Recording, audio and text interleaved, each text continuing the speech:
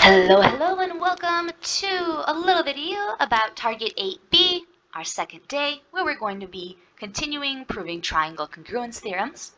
This time, I want to introduce a little bit of new things, such as the Isosceles Triangle. Now, the Isosceles Triangle, in this case, this ABC one, has a base of CB, and every single isosceles triangle has two congruent angles and two congruent sides attached to the base. The base attached to the base. Not based. I don't know where that came from. All right. Reflexive property is something else I wanted to mention. The reflexive property is a segment or an angle that's congruent to its own self. So, for example, AB is congruent to AB. Both of these triangles share AB. So we can mark it with a tick mark. This rectangle, or these two triangles, share the side CD. So CD is congruent to CD. You can write that.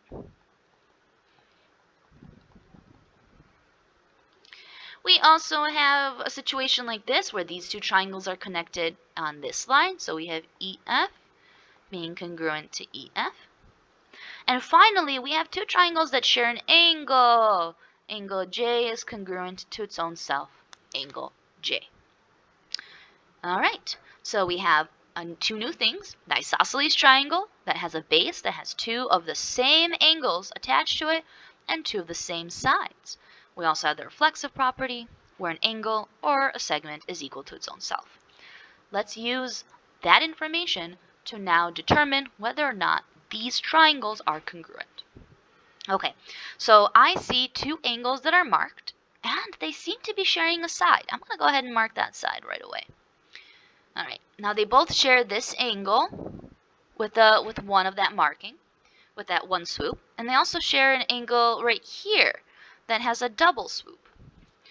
So it looks like they both have ASA. So yes, congruent by ASA. Let's write down the congruencies. All right, so the angle they have that's congruent, the first one with one swoop, I have to be kind of specific on this name. We have WIM to mark this angle, and that's congruent to this one right here, which I'm going to name LIM. Then they share a side. Wonderful. I'm going to use the reflexive property. IM is congruent to IM. And finish up with the angle that they also have that's congruent, which has two swoop marks right there. So we're going to name this one IMW, and that is congruent to the second angle, IML. Number 2. Can we use the reflexive property? Yes, we can use it right here. GL is congruent to GL. Let's see what else they have in common. Now they both have a side with one tick mark. They both have an angle with one swoop. And then they both share this side. Looks like they're congruent by SAS. Wonderful. So yes, let's write it down. I'm going to begin with the reflexive, just because I picked the purple one first. So we've got GL is congruent to GL. Awesome. Then they share an angle. The angle on the left is called angle FGL, and the angle on the right is called HGL. And lastly, their third congruent statement is the side, and the one with the one tick mark. So we have I don't know why we're an FG, congruent to the side HG. Wonderful. Let's continue. Number 3. All right, so I see the reflexive property happening again. I'm going to label it with 2 tick marks. That's a side. Oh, I guess I should have labeled this one with 2 tick marks. There we go. Okay. I also see a side with 1 tick mark, and then I see an angle. Oof, this doesn't work because the angle, the triangle right here, this one, goes SSA. That's not one of our congruencies. And this one also goes SSA. So they're not congruent. How sad. But they still have congruent parts of their triangles. So let's label them. They both share MK. They both have a line with one tick mark. Or they both have a side with one tick mark. So JK and LM. And lastly, they also both have angles that are the same. They have angle JMK that's congruent to angle MKL. That doesn't make them congruent triangles, but they do have congruent parts. All right, number 4. Okay, we don't have any tick marks, but we do have some lengths. So let's see. We've got 3 inches, 3 inches. Okay. We've got 5 and 5.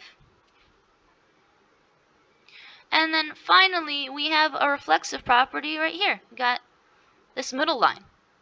This is wonderful. It looks like they all have S, S, S. Wonderful. We have congruent triangles. Yes. Let's talk about them. So first they have the side with one tick mark. So we've got AR. That's congruent to YR. Then we have the side with 2 tick marks. So that's AM congruent to YM. And lastly, let's use the reflexive property to show the third side that they have in common. MR is congruent to MR. All right. Let's continue proving these congruencies. Ooh, number 5 has some extra info, and it's not labeled. So I guess this is our chance to label these triangles. What's given? Angle WIM is congruent to angle LIM. Well, let's mark that. WIM, that's this angle here, is congruent to LIM, that angle here. I'm going to label it with an A. We also know that WIM and LIM are isosceles triangles with bases. WM and ML. Okay, which means these two angles must be the same, and these two must be the same.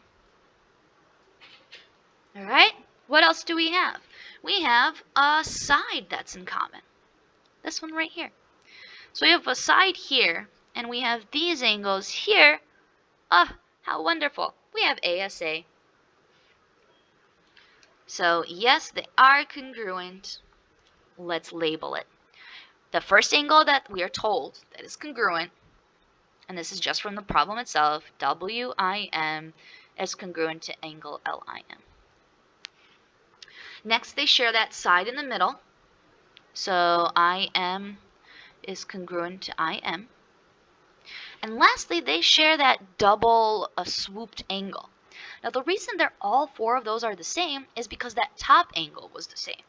Triangles have 180 degrees, and if they both have that top angle that's the same, there's only so much left to split between the bottom 2 angles. They're going to end up being the same. So we have angle WMI congruent to angle LMI. Let's take a look at number 6. Okay, no extra info given, but we do have some tick marks. So we have an S, and we have A, and then we also have reflexive property S. Darn. Once again, this doesn't work, because this is SSA. SSA. There is no congruency. That is SSA.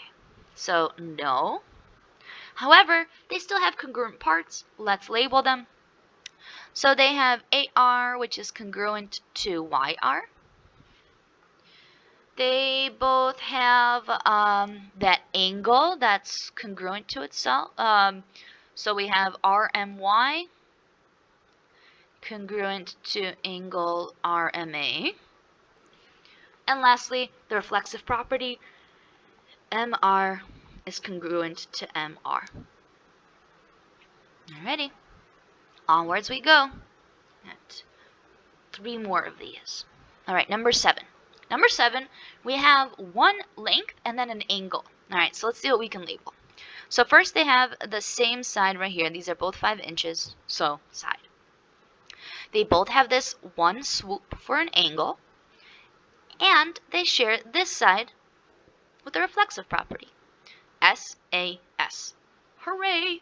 These are congruent. Yes. So they have a side in common. YM is congruent to MA. Actually, I think I'll call it AM. Then they share this angle. So angle AMR and angle YMR. And lastly, they share that side with the reflexive property. MR is congruent to MR. Another one with some side lengths just there instead of tick marks. So let's tick it up. All right, so they both have 5 centimeters. They both have 12 centimeters. I forgot to label this one as S. And they both use the reflexive property right there. SSS. Wondrous. They are congruent. Let's write down the congruent statements. The first side that's congruent to each other is EG. That's congruent to RO. Then we have the second side, the 12 centimeter side. So we have EO congruent to RG. And lastly, they have that reflexive property that gives us the third side. GO is congruent to GO. Alrighty, last one. Alright, oops, here's some markings from before. Alright, number 9, we've got some given statements. So we are given that EST is congruent to NST. EST congruent to NST. Okay, that's an angle. SET and SNT are isosceles triangles. Their bases are ET and TN, which means they've got congruent angles right here. And they have this side that's reflexive, S. You know, they also have these sides that are the same. So we can actually use SAS or ASA in this case. It really wouldn't matter. There are so many ways of proving these triangles congruent. Let's use the middle. Let's use ASA. Why? Because I feel like that today. Yes, they're congruent. Alright, first the angle that we're given, EST, is congruent to angle NST. Then we have another angle that's kind of given by telling us these are isosceles triangles with their bases. And that would be angle ETS